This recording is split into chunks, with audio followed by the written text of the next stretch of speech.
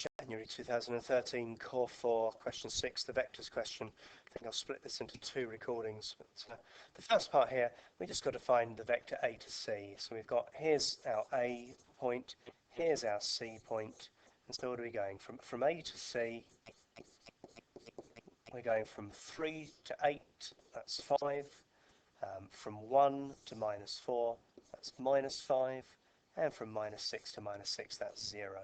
Of course, it should be just doing -6 taken by -6 is 0. What does that mean? That is 5 lots of 1 minus 1, 0, as required. So that's the first part, just 1 mark for that. Now we're talking about an angle. We've already talked about A to C, and so the other part we want to talk about is B to C. Remember, we want them both to be arriving at the point here, A to C and B to C, to try and get the angle between them. Let's find out what B to C is then. From B to C is from 5 to 8 is 3, from -2 to -4 is -2, and from 0 to -6 is -6. There's B to C. Now the formula to find this, the cos theta, is A dot B over the length of A times the length of B. Let's do A dot B first of all. So we've got 5 minus 5, 0, and we're going to dot it with 3 minus 2 minus 6. So 5 times 3 is 15.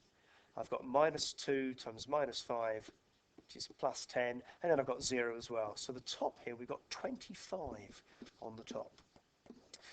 Let's find out the lengths of these things.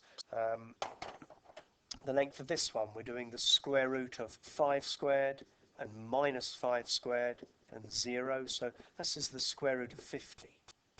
This one here, we're doing the square root of 3 squared and -2 squared and -6 squared. 36, 40, 49, square root of 49. So we've got 7. Let's drop that in down here. 7 times the square root of 50.